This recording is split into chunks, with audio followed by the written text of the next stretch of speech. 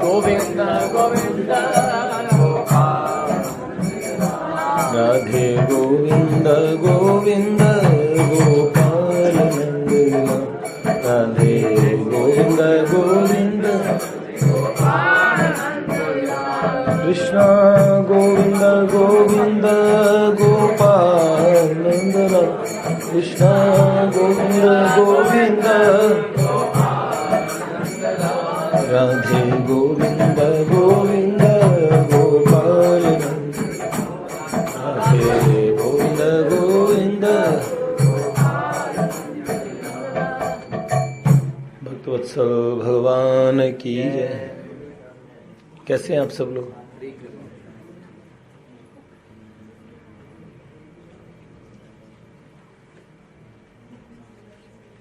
वो कहाँ पे है? बैग मेरा निकाल दो।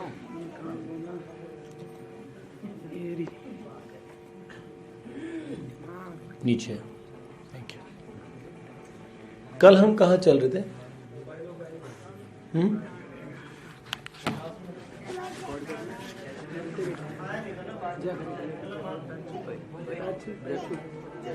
जय जय। आपको बधाई हो, आपके पिताजी का जन्मदिन है। असली वाला। अच्छा है, आज माता जी भी आई हैं। गणेश, लंबोदर, अच्छा हरदास जी की मैया आई। चलिए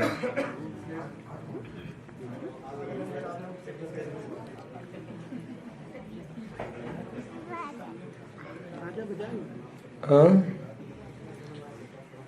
कल हम आगे भी निकले थे क्या थोड़ा सा?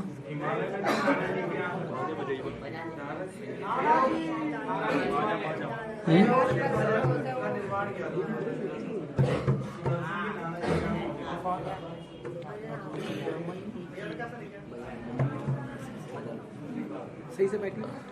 कल हमने सुना विकट परिस्थितियों में और बार बार सुदर्शन सिंह चक्र जी के जीवन में और भगवान का जो नैकट्य है, निकटता है, उनको बार बार मिलती रही है।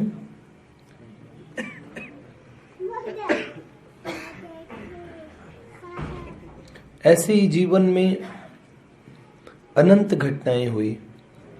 देखिए, दो कृपा ऐसी है, एक तो संत की कृपा और एक भगवान की कृपा। नाम बदल कहने में नाम बदल जाते हैं, पर महात्मा की कृपा भगवान की कृपा होती है। महापुरुषों की कृपा भी भगवान। महापुरुष कहाँ से महापुरुष बनते हैं? कौन सी ऐसी चीज है? देखो, मेरे विचार से जो महापुरुष होते हैं वो कभी कुछ करते ही नहीं। अगर वो कर रहे हैं तो फिर वो भी महापुरुष नहीं है। जो अब भाई जी हैं, श्री जी से प्रार्थना करते हैं तो उसमें अंतिम क्या है? राखो सदा निकुंज निभृति में झाड़ूदार बरो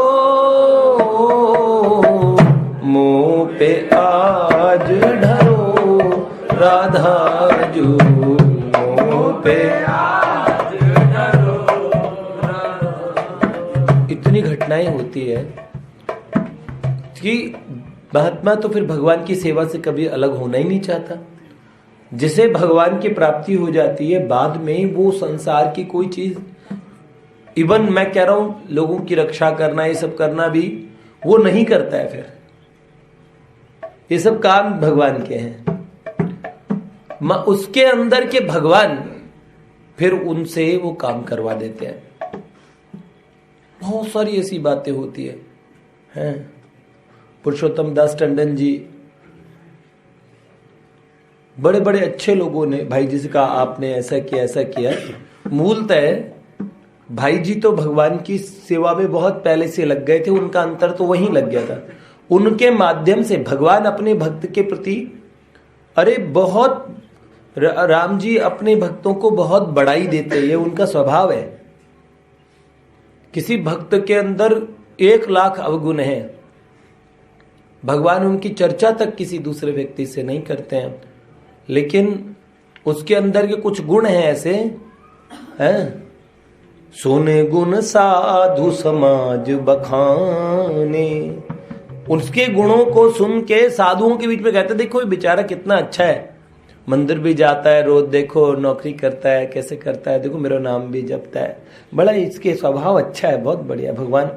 भगवान उसके, क्योंकि दिव्य जगत में सबकी पोल खुल जाती है, उन लोगों से कुछ छुपा तो होता नहीं, दिव्य महात्मा दिव्य संत, लेकिन वो भी इतने अंडरस्टैंडिंग क्यों बन जाते हैं, क्योंकि वो भी यहीं से तो दिव्य बन के गए हैं, इसलिए वो समझ पाते भगवान की त्रिगुणात्मक माया, मम माया दुरितया ऐसी है। ठीक है, तो ऊपर भगवान, ये बात बहुत सुंदर लगती है, भगवान थानेदार नहीं है, डंडा डायरी लेके आपके ऊपर और आपका हिसाब करने बैठेंगे हैं। क्या है वो हमारे, मात पिता तुम मेरे, शरण गहूं मैं किसकी, तुम बिन और न दूजा, आस करूं मैं किसकी। मैया ओम जय जगदीश हरे।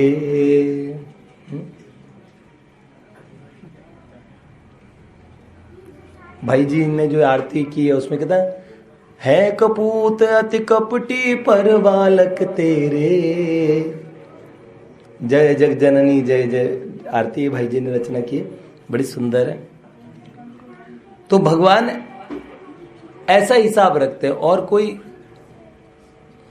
वो वाला हिसाब नहीं करते कि भैया तुमने ये किया अब तुमको ये भोगना पड़ेगा, अब तुम्हारा ये हिसाब है। हाँ,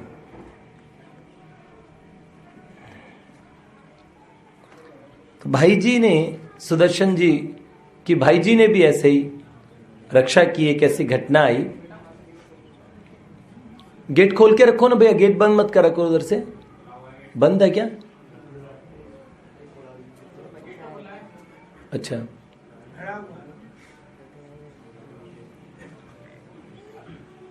उन्नीस 1955 की बात है। कैलाश मानसरोवर यात्रा से सुदर्शन जी लौटे थे हैं, और उन्हें मुक्तिनाथ जाना था। अक्षरधाम आप जाएंगे तो 108, वहां पे एक दृश्य है जिसमें 108 धाराएं निकलती है, स्वामीनारायण वहां दर्शन करने के लिए जाते हैं, तो उसे मुक्तिनाथ तीर्थ कहते हैं। भगवान के 108 नामों के ऊपर अष्टोत्तर शत और अष्टोत्तर शत नाम के ऊपर और एक एक धारा निकलती है। 108 धाराएं भगवान की पवित्र धाराएं। मुक्तिनाथ बहुत ऊंचाई पे है, वहां उन्हें जाना था। भाई जी से अनुमति मांगी, पूरी हो गई, अनुमति दे दी भाई जी ने। सितंबर के दूसरे सप्ताह से अक्टूबर तक की यात्रा थी, अच्छा मौसम था। गोरखपुर से उन्होंने सोचा बस पकड़ेंगे ऐसे मौसम में, और फिर वहां आगे जाके भैरवा से हवाई जहाज कर लेंगे, हवाई जहाज पकड़ लेंगे। तो भैरवा से उस स्थान तक का हवाई जहाज, ठीक है। सामान बांध लिया, वाटिका में अपना सामान पैक करके बस अड्डे के लिए ऑटो वाले को बुला लिया, ऑटो रिक्शा वालों को बुलाया। अब सामान पैक करके भाई जी को प्रणाम करने के लिए पावन कक्ष में गए। प्रणाम करने गए, भाई जी चटाई पे बैठे अपना काम कर रहे थे, कागज देख रहे थे। चक्र जी ने जाके प्रणाम किया। भाई जी ने तो व्यवस्था की थी कागज वगैरह दिलवाने में सारी आगे वहां की। तो भाई जी बोले आप जा रहे हो? तो उन्होंने बोला जी। भाई जी ने मुंह लटका लिया, उनका स्वर भारी हो गया। बोले जाइए, कल्याण का सत्कथांक है, अभी चित्र निश्चित नहीं हुए हैं, चित्रों के निर्देश भी नहीं दिए, मुझे ही खटना पड़ेगा, मुझे ही करना पड़ेगा, जैसे तैसे करूंगा, आपका क्या करूं। यूं नहीं, ये बड़ी अकल्पित बात लगी कि चक्र जी ने यात्रा के बारे में पहले पूछा, खुश होकर इन्होंने छुट्टी दी और प्रमाण पत्र मांगने में मदद भी की, वहां सारी व्यवस्था करवाने में मदद की, और चित्रों का चुनाव कह रहे हैं। तो मैं तो कोई मदद करता ही नहीं, वो तो खुद ही करते हैं हमेशा, मैं तो बहुत थोड़ी सी मदद करता हूं हैं। सबसे विशेष बात कि भाई जी ऐसा पहली बार बोल रहे थे चक्र जी के सामने, पहले कभी ऐसे बोले ही नहीं। कोई काम को, कोई भारी भरकम काम ऐसा वो दिखाते नहीं थे, भाई जी खुद ही दूसरों के से काम भी कर लेते थे। तो आगे भी कभी उन्हें इस स्वर में उन्होंने जीवन में कभी सुना नहीं बोलते, पर उसी समय उन्होंने बोला। चक्र जी को बर्दाश्त नहीं हुआ बिल्कुल भी, अतः उन्होंने छूटते ही कहा आप ऐसा क्यों बोलते हैं, मना करना है तो सीधे सीधे मना कर दीजिए ना। इतना सुनते ही भाई जी बड़े उल्लास भरे स्वर में तपाक से बोले, दुलीचंद दुजारी जी को बुलाया, अरे भाया भाया आओ, ऑटो रिक्शा को वापस कर दो, सुदर्शन जी नहीं जा रहे। उन्होंने तो पूछा खीज में, भाई जी ने खुशी होकर कह दिया, भाया उसको बोल दो कि वापस कर दे ऑटो। हैं? चक्र जी के पास कहने को कुछ बचा ही नहीं, आगे का सेंटेंस तो पूरा कैसे करते हैं। चुपचाप उठ के आ गए, रिक्शा लौट गया, बिस्तर जो बैग किया था सब खोल दिया। मन में दुख भी हुआ। अपने नित्य कर्म से दूसरे दिन सुदर्शन जी निवृत्त हुए। श्री भाई जी कुटिया के द्वार पर आ खड़े हुए बोले, सुदर्शन जी बड़ी दुर्घटना हो गई। चक्र जी ने पूछा क्या हुआ, तो उन्होंने बोला अभी अभी डिस्ट्रिक्ट डीएम का फोन आया, उन्होंने पूछा कि आपके यहाँ से कोई मुक्ति जांच जाने वाले थे, वो कल गए या नहीं। तो मैंने कह दिया नहीं गए। तो उन्होंने बोला कल जाने वाला हवाई जहाज दुर्घटनाग्रस्त हो गया, क्रैश हो गया, सब यात्री मर गए। सब समाचार पत्र आया तो आंधी तूफान और भयानक ओलों की वजह से हवाई जहाज नष्ट हुआ, ये सभी अखबारों में खबर छपी हुई थी। और मोटर मार्ग भी कई मील तक टूट गया था और 15-20 दिन तक खुलने की कोई संभावना नहीं थी। और चक्र जी उसी हवाई जहाज से जाने वाले थे जिसका एक यात्री भी नहीं बचा। पूज्य भाई जी ने अपने अनुगत की रक्षा की। उन्होंने कहा और एक जगह लिखा भी चक्र जी ने अपने लेख में कि भाई जी ने मेरी यह यात्रा नहीं, मेरी वहां यात्रा भी रोक दी।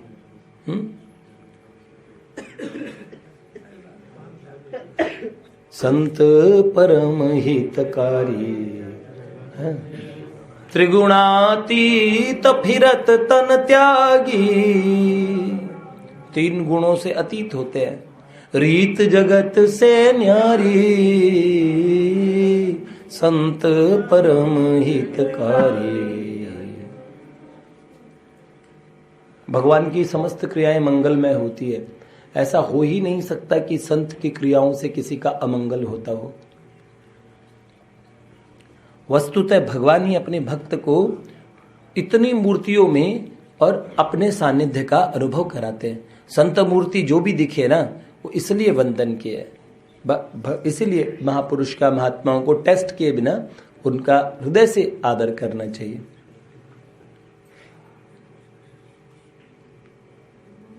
और कुछ विशेषता दिखे तो यही सोचना चाहिए ये विशेषता इनके अंदर में बैठे भगवान की है। हम जो भक्त लोग आपस में भी और एक दूसरे के प्रति बड़ा अनुराग, बड़ा प्रेम जो हम लोगों में होता है, और एक दूसरे के प्रति जो भी आप ममत्व देखेंगे, एक दूसरे की मदद करने की जो फीलिंग देखोगे। एक भक्त भाई यहाँ रात को भाई 12 बजे 2 बजे दौड़ पड़े, ये तो बड़े प्रेमी हैं, बड़े अच्छे हैं। वो मूल कारण ये है कि उनके अंदर के भगवान ही आपको प्रेरित कर रहे हैं, उनको प्रेरित कर रहे हैं कि वो आपके लिए काम करें। ऐसी बात है, नहीं जीव में सामर्थ्य होता ही नहीं है, होता ही नहीं। अगर हम क्रेडिट लेते हो किसी के लिए, हमारे मन में भी आता हो हम उसकी मदद करें वगैरह, तो भी हमें ये सोचना चाहिए हमारे अंदर के भीतर के भगवान हमें मोटिवेट कर रहे हैं कि हम उसके शुभ के लिए जतन करें। ऐसी बात होती है, ठीक है ना।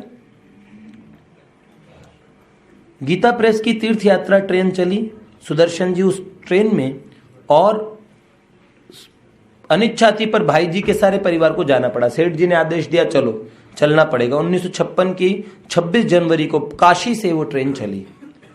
तो सब जगह भारत के सभी तीर्थों में, वो 3 महीने 4 महीने की यात्रा थी, सभी तीर्थों में जाना था। उस ट्रेन पूरी बुक की हुई थी। अभी पिताजी भी चलाने वाले थे उस ट्रेन को। पिछले साल फिर मैंने पिताजी से कहा कि पिताजी इस साल तो हम लोगों का तो पॉसिबल नहीं हो पाया, तो पिताजी ने बोला कि चलो इसको बाद में, लेकिन ऐसा प्रोग्राम रखेंगे जिसमें 3-4-5 दिन के लिए जो जाना चाहे बीच बीच में आके भाई उस स्थान से ट्रेन पकड़ के वहां पे आ जाए, फिर कुछ दिन हमारे साथ ट्रेन में घूमे, उसके बाद चला जाए, फिर कोई दूसरे लोग आए वो रुक जाएं कुछ, पर आप 4 महीने हमारे साथ ट्रेन में रुको, क्योंकि वहां पे प्रवचन वगैरह टॉपिक्स, तीर्थों का महात्म्य वो सब बताने के लिए। तो हाँ, 4 महीने की यात्रा ट्रेन से, उसमें हर तीर्थ में पहले से पहले व्यवस्था होती है, होटल में रुकने, वहाँ पे धर्मशालाओं में रुकने की, मंदिर में रुकने की, जहाँ पे भी भोजन कहाँ होगा, फिर नाश्ता कहाँ होगा भैया, और ये सब अलग अलग सारी व्यवस्था पहले से की होती है। ट्रेन में नहीं रहता है वो 24, मतलब उन स्थानों के ट्रेन वो रहती है स्टेशन पे खड़ी, फिर उसके साथ में फिर रवाना होता है। तो वो सारी ट्रेन अपनी ही होती है और एक अद्भुत रोमांचक अनुभव होता है, साधक का जीवन बदल। भारत के अच्छे अच्छे महापुरुषों को सेलिब्रिटीज की तरह बुलाया जाता है। सब महात्मा लोग आके अलग अलग समय, कोई 15-20 दिन एक संत रुके, 10 दिन दूसरे रुके, उनके प्रवचन भी होते हैं, सब चीजें। तो ऐसा विचार था। वाराणसी में, काशी जी में और काल भैरव वहां के चौकीदार माने जाते थे, थानेदार। भैरव बाबा क्या है, काशी से ट्रेन चली, सुदर्शन सिंह चक्र जी की एक यादगार, एक ऐसी चीज उस यात्रा की शुरुआत में सुदर्शन जी ने इस पूरी दुनिया के लिए दी, वो आज भी अवेलेबल है। वो क्या है, काशी जी के मंदिर का सब विवरण वगैरह सुदर्शन जी तैयार करते थे। भाई जी ने सबको अलग अलग काम दे रखे थे। इवन साउथ इंडिया के कई तीर्थों का जो काम देखने के लिए भेजा, देख जैसे कैलाश मानसरोवर वगैरह साइड के इनको भेजे, कैलाश की यात्रा तो नहीं, वो तो तीर्थांक में देने के लिए भेजी। कई तीर्थों के वर्णन के लिए सुदर्शन जी को काम था कि उनके ये मेन स्थान है, ये उसका महात्म्य है, ये सारी चीजें ये बताना था सुदर्शन जी का काम। और साउथ इंडिया को, महाराष्ट्र कई तीर्थों को देखने के लिए भेजा सुभद्रा कुमारी चौहान जी को। जानते हो सुभद्रा कुमारी चौहान कौन? बुंदेले हर बोलो के मुंह हमने सुनी कहानी थी, खूब लड़ी मर्दानी वो तो झांसी वाली रानी थी। उनकी ये पोएम आपने पढ़ी होगी, आप जब 5वीं में होंगे। भारत की बहुत अच्छी राइटर रही है, कवित्री रही है, बहुत फेमस। इनको भाई जी ने ये काम पे लगाया था, कई तीर्थों के बारे में उनका वर्णन। तो इस यात्रा में उन्होंने भी काफी खोज की थी। तो काशी जी के बारे में जब वो, और उन तीर्थों की फोटोग्राफी भी लेके आनी थी, तो काशी जी के कोतवाल के रूप में काल भैरव वहां पहुंचे। वहां पुजारियों में से और सुदर्शन जी उनकी फोटो लेने के लिए गए।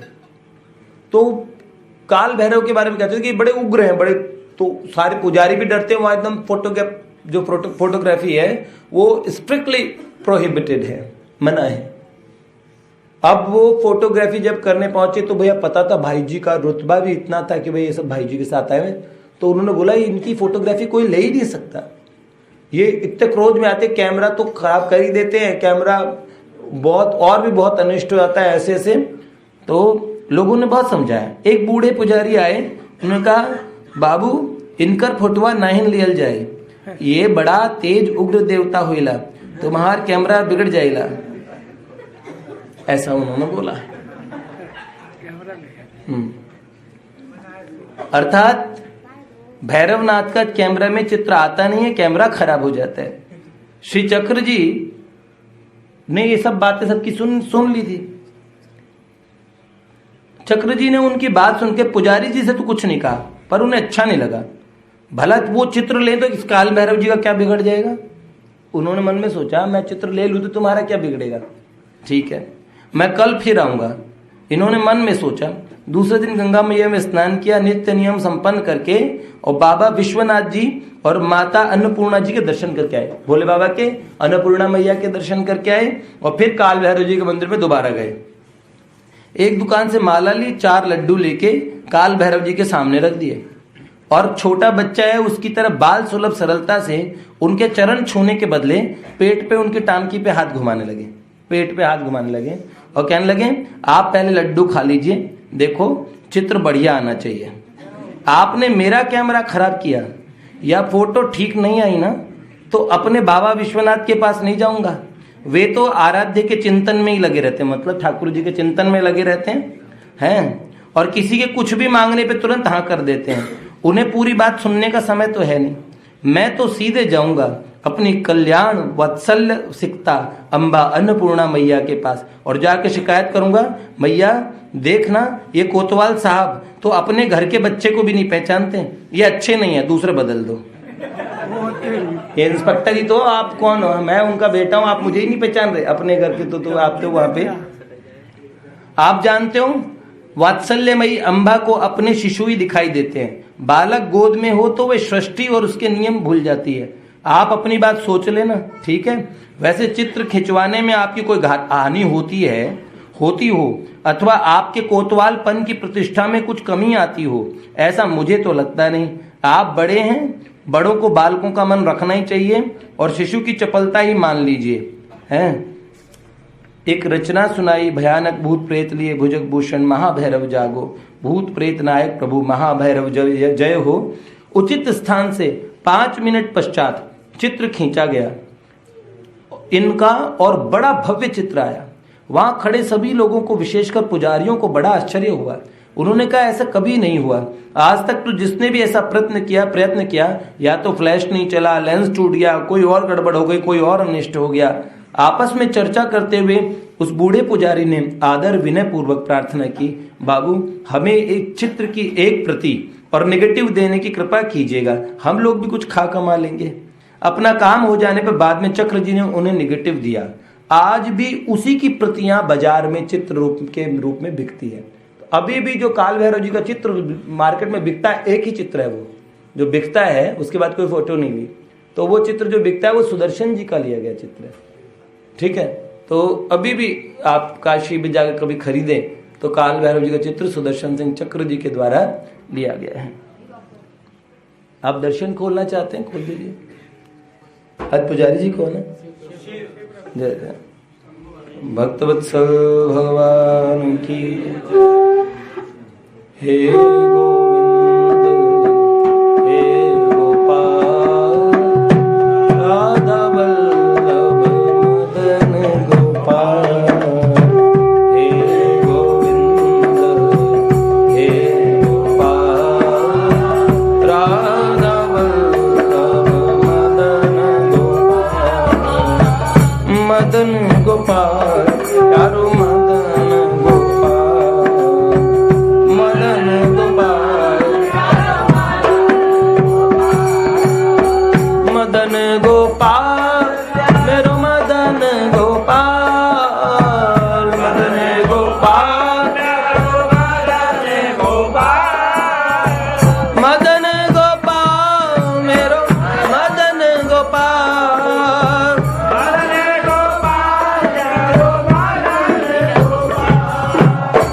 मदन गोपाल, मेरो मदन गोपाल, मदन गोपाल, मेरो मदन।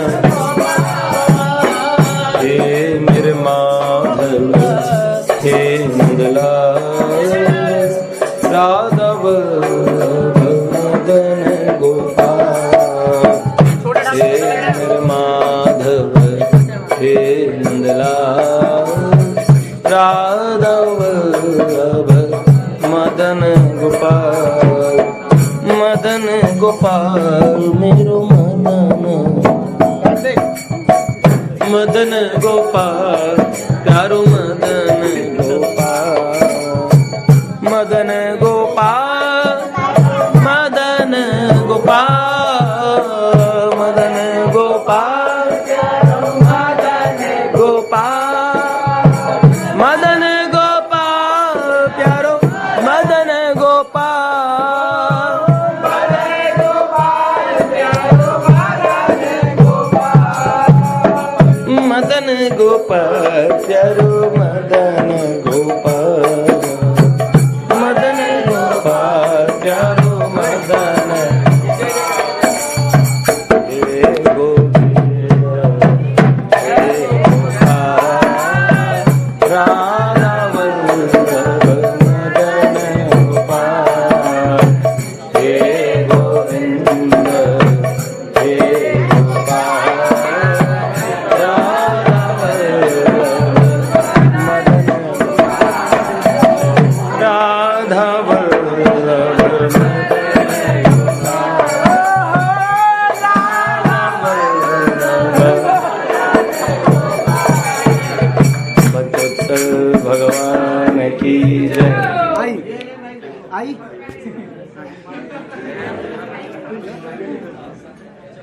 बोलो बोल। राधे राधे। जय जय बोल दे, जय जय जय जय बोल, जय जय। बहुत अच्छा, बहुत बढ़िया। सुना दूं मैं? आगे सुनो। चलिए, हमारी बारी। अब फिर आप बाद में बोलना। हाँ, ये पढ़ पढ़ के बता रहा हूँ। यहीं बैठोगे ना? पकड़ लो उसको, पकड़ लो। चलिए। अच्छा, तीर्थ यात्रा ट्रेन के समय की बात है, हैं? ट्रेन मथुरा पहुंची। इसमें बड़ी सुंदर एक वार्ता है, बड़ी प्यारी सी। रस सिद्ध बाबूजी श्री हनुमान प्रसाद जी पोद्दार, ये एकदम शब्द एग्जैक्टली मैं बोल रहा हूं। जो सौभाग्य दीदी ने जो शब्द लिखे हैं वही बोल रहा है। तो उसमें कह रहे हैं रस सिद्ध बाबूजी श्री हाँ,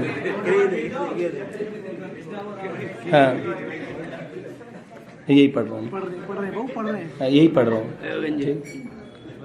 तो मैं पढ़ूँ ना? आगे पढ़ू के सुनाऊँ ना? हाँ, नहीं ये सही है, यही सही, इस समय ही ठीक है, ठीक है। अच्छा, कहाँ जाओगे? ये अपने फैंस को प्रधानमंत्रियों की तरह जय हो, जय हो। बहुत बढ़िया बात है। अच्छा बेटा, चलिए।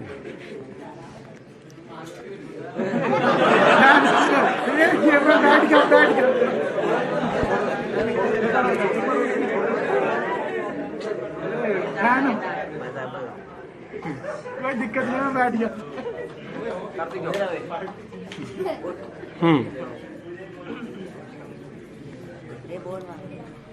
ट्रेन मथुरा पहुंची तो रस सिद्ध बाबूजी श्री हनुमान प्रसाद जी पोद्दार, प्रेम मूर्ति बाबा, सभी परिकर मथुरा वृंदावन के बिड़ला मंदिर के पास रुके।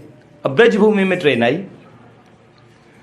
चक्र जी अपना दायित्व बिड़ला मंदिर में रुकते थे अधिकतर, वृंदावन से बाहर, क्योंकि बाबा का ये व्रत था कि मैं जिस दिन वृंदावन जाऊंगा फिर मेरा शरीर कभी लौटेगा नहीं। बाबा के प्राण तुरंत चले जाते, उन्हें वृंदावन ऐसा था, तो वो गोरखपुर में। अब चक्र जी अपना दायित्व निभाने लग गए। वृंदावन में प्रवेश करते चक्र जी की भी भाव दशा कुछ अलग ही आती थी। जहां देखो उन्हें अपना प्यारा कन्हू नजर आता था। कन्हू की मुस्कान, उसके अधरों की थिरकन, उसकी प्रेम भरी चितवन, उसके कर कमलों का स्पर्श, उसकी मीठी मीठी बातें प्रत्यक्ष सी दिखती। वे वृंदावन में श्री बिहारी जी के दर्शन करने जा रहे थे। वहीं रेलवे क्रॉसिंग लाइन के समीप देखो एक गरीब जाति की स्त्री टोकरियां बेच रही थी। एक गरीब सी स्त्री टोकरियां बेच रही थी ब्रिज में, है। अच्छा, पास में उसका 1.5-2 साल का काला सांवला सा और दिगंबर बिल्कुल नंगा बच्चा खड़ा था। ठीक है, 1.5-2 साल का बच्चा था। उस बालक को न जाने क्या सूझी। शुद्धात्माओं के अंतःकरण में कभी कभार भगवदीय आवेश होता है। भगवान कभी उन्हें अपना यंत्र बना लेते, ऐसा होता है। तो उस बालक को पता नहीं अचानक क्या सूझा, वह दौड़ के सड़क पार करते हुए दोनों हाथ उठा के दादा दादा कहता हुआ उनकी ओर तरफ भागा। वो छोटा सा नंगा बच्चा है। चक्र जी उसे देख नहीं पाए थे, परंतु उसके द्वारा सड़क पार कर लेने के पश्चात उसके स्वर की मधुरता ने बड़ा अपनी मधुरता से उनका ध्यान खींचा। तो देखा छोटा सा नंगा बच्चा उनकी ओर संबोधन करता हुआ दोनों हाथ उठाए भाग आ रहा है, जोर जोर से आवाज लगा रहा है, दादा दादा, उनको आवाज लगा रहा है। एक क्षण में ही चक्र जी की आंखों के सामने से दृश्य बदल गया और उन्हें दर्शन हुए दिव्य वृंदावन के। और उन्हें साफ दिखा नंद महल की पौड़ी। नंद महल का जो दरवाजा है बड़ा सा, उसमें यशोदा मैया का आंचल पकड़े उनका 1.5-2 साल का छोटा कन्हैया, नंगा कन्हैया खड़ा है। और दादा दादा कह के दौड़ पड़ा। मैया भी कहने, अरे लला थोड़ा ठहर जा, तेरे दादा यहीं आए रहे है, तू गिर जाएगो, दौड़ मत। बार बार मैया उसे समझा रही है, पर कन्हैया जोर जोर से तेज गति से एकदम दौड़ता हुआ चला रहा है। चक्र जी ने भी अपने प्यारे कन्हैया को आतुरता से सहित छाती से लगा लिया। अब चक्र जी को भी वो बालक नहीं दिख रहा, उस बालक के मन में भी अद्भुत आवेश है। कुछ क्षण तक परमानंद में डूब गए। बालक अपना कोमल कर कमल उनके गले में डाले था। बच्चे ने दोनों हाथ अपने उनके गले में डाल लिया, कस के चिपटा लिया, और दूसरा नन्हा कर उनके मुख, नासिका और कपोलों पे, नाक पे घुमा रहा था, मुख पे, नाक पे और गालों पे वो हाथ घुमाने लगा। दादा स्वर की मधुरता ने ध्यान भंग किया तो झोले में हाथ डालकर थोड़ा प्रसाद और सूखा मेवा अपने करों से खिलाने लगे। अब वो खिला रहे कन्हैया को और उनकी गोद में कौन है? वो बच्चा। अचानक किसी की आवाज से वो दृश्य गायब हुआ। देखा तो उनके एक अनजान बच्चा उनकी गोद में उनसे चिपटा हुआ है? उन माता जी जिन टोकरी वाली जिनका वो लड़का था, बाबा क्षमा करियो, यह लाला बड़ो नटखट है, कैसो गंदो शरीर लेके गोद में चढ़ गयो, आपके कपड़े गंदे कर देगो याकू मोय दे दो हैं। बाबूजी माफ करियो, याने आपको बहुत कष्ट दियो, आपको स्नान करनो पड़ेगो, ये लाला उतर जा चल, तो को कुछ दिखे ना है। ऐसे इतने इनके वस्त्र देख। सुदर्शन जी ने उस दिन सफेद वस्त्र अपने पहने हुए थे, वो बच्चा बहुत गंदा था।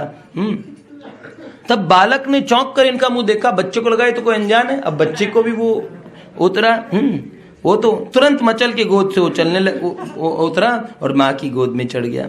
चक्र जी ने मन में ही कहा वह तो चला गया, किंतु आज की जो बाकी झांकी की छबीली छटा वो ज्यों की त्यों उनके मन में बनी रही।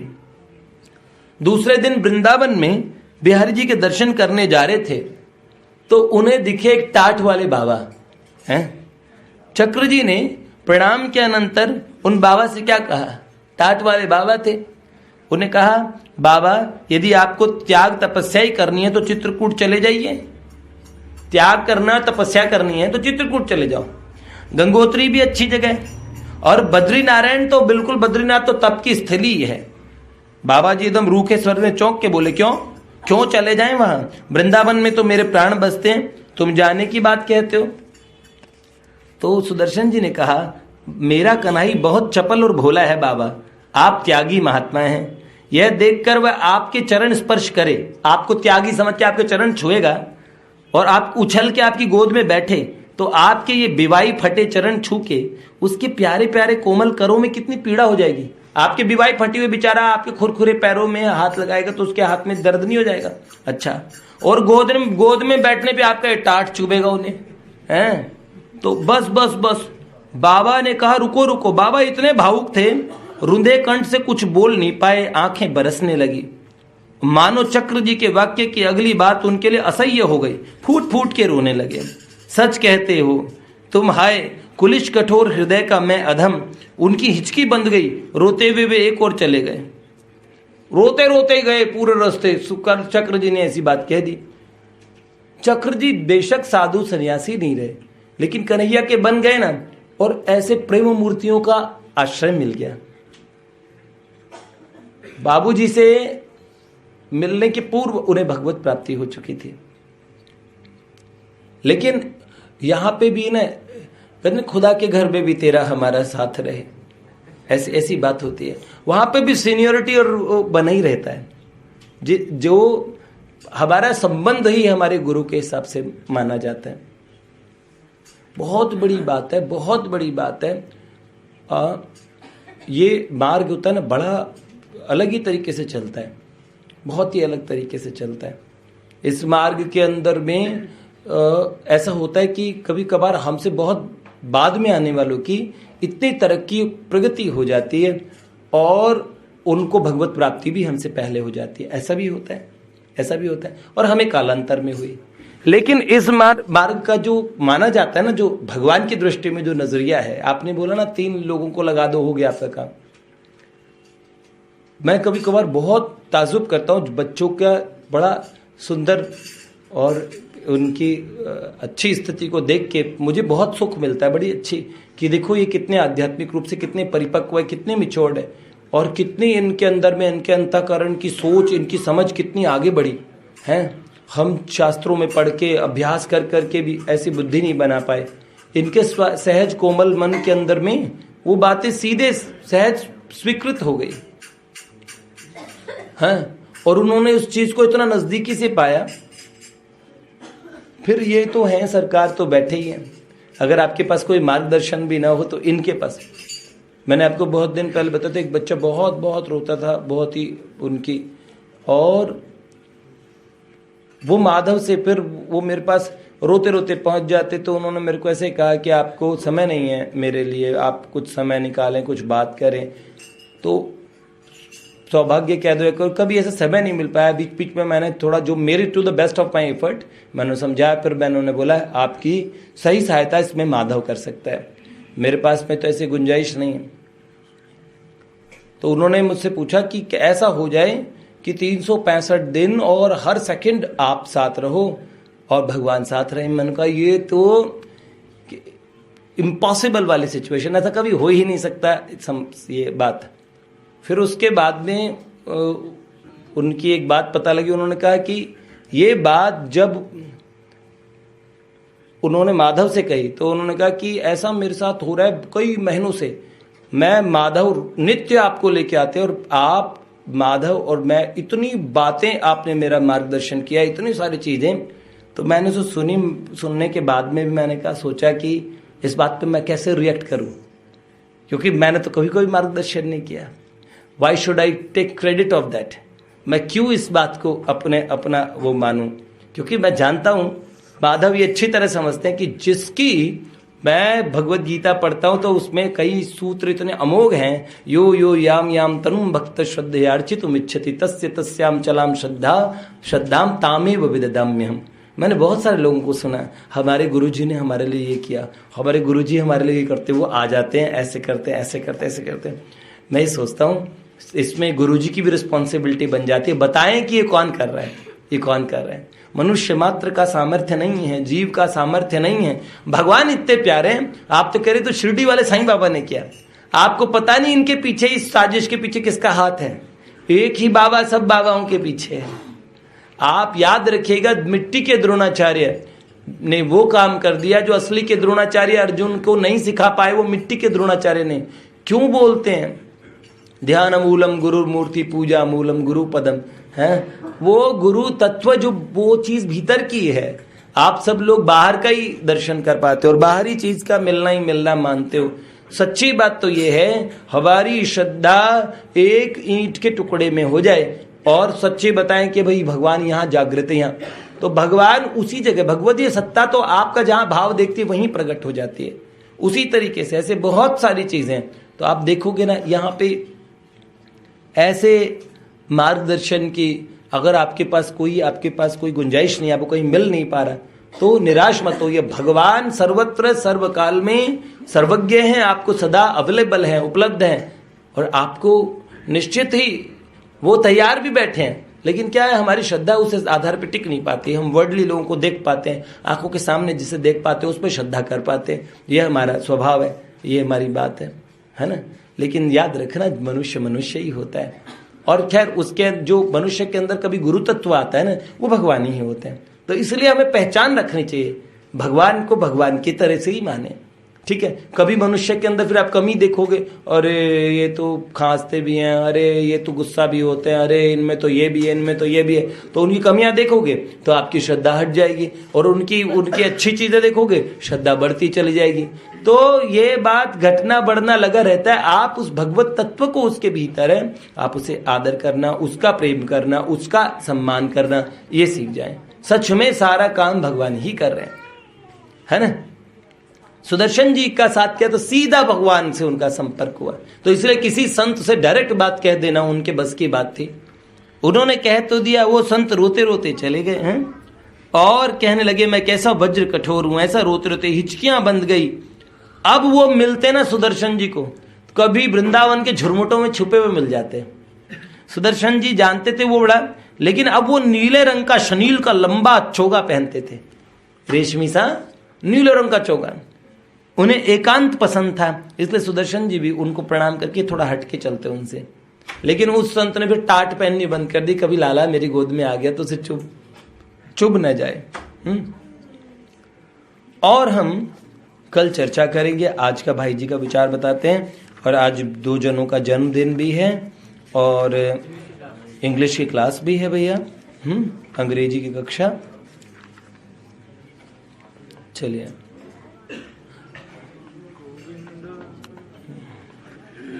दो भैया।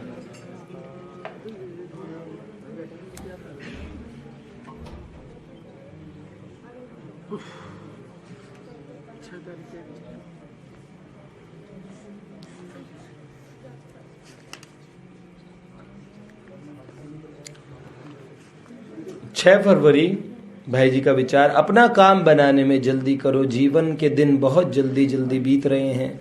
परोपदेश में ही उम्र बिता दोगे, परोपदेश में ही उम्र बता दोगे तो न तुम्हारा कल्याण होगा, न कोरे जबानी जमा खर्च से दूसरों का कल्याण होगा। पहले धनी बनो फिर बांटो, बिना हुए क्या बांटोगे। इसलिए साधन नहीं किया, आप किसी को कुछ बताएंगे भी तो उस पर असर नहीं होगा। जिनका जीवन साधन से युक्त नहीं है वो लाख बार बोले कि हम किसी को भगवान से जोड़ देंगे, ऐसा पॉसिबल ही नहीं हो पाएगा। स्वयं धनी बन के ही आप किसी को कुछ बताएंगे तो उसके जीवन में वो बात उसको स्ट्राइक करेगी, उसको लाभ होगा, नहीं तो कोई फायदा नहीं है भैया। सेठ जी का आज 6 तारीख का विचार है, सब तरह से शरण होने का काम साधक का है। हमारी जिम्मेदारी है सब तरफ से शरण हो जाएं, और सब पापों से मुक्त करने का काम भगवान का है। और प्रेम करना दोनों का ही काम है, प्रेम हमें भी करना पड़ेगा और भगवान को भी करना पड़ेगा। सेठ जी ने दूसरी बात और बोली, अगर कोई माता जी विधवा हो जाती हैं, उन्होंने बताया उनके बारे में कि धर्म वैधव्य धर्म का पालन करे कोई माता जी अपने नियम से, तो वो देवी से, सुहागन स्त्री से और सन्यासी से भी बढ़ के, अंडरलाइन लिखा है, सबसे बढ़ के हो जाती है अगर वो वैधव्य का सही पालन करती है। तो वो खुले मैदान में रह करके कामदेव के मस्तक पे लात मारती है और विषयों का त्याग करके श्रेष्ठ जीवन, दिव्य जीवन बिताती है। भक्तवत्सल भगवान की जय। आइए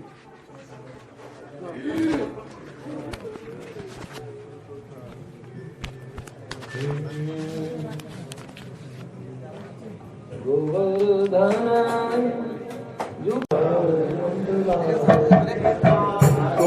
गोविंद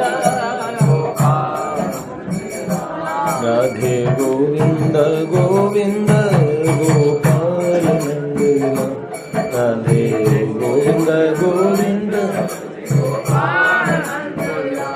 कृष्ण गोविंद गोविंद गोपाल नंदना, कृष्ण गोविंद गोविंद राधे गोविंद गोविंद गोपाल राधे गोविंद गोविंद। भक्तवत्सल भगवान की जय। कैसे हैं आप सब लोग?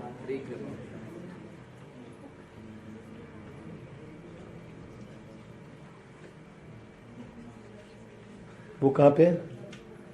बैग मेरा निकाल दो।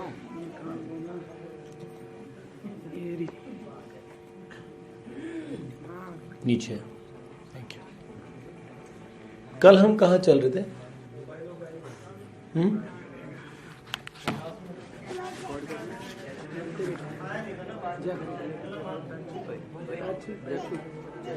जय जय। आपको बधाई हो, आपके पिताजी का जन्मदिन है।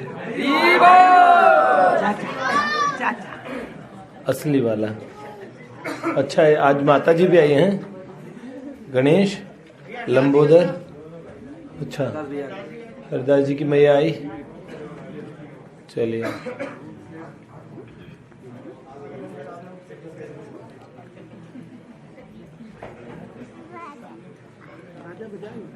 हाँ, कल हम आगे भी निकले थे थोड़ा सा।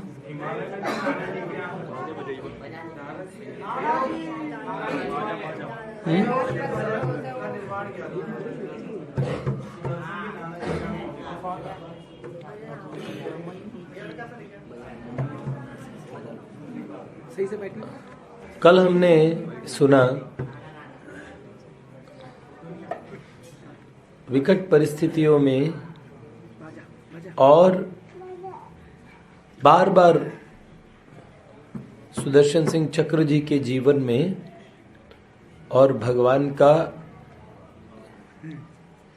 जो नैकट्य है, निकटता है, उनको बार बार मिलती रही है।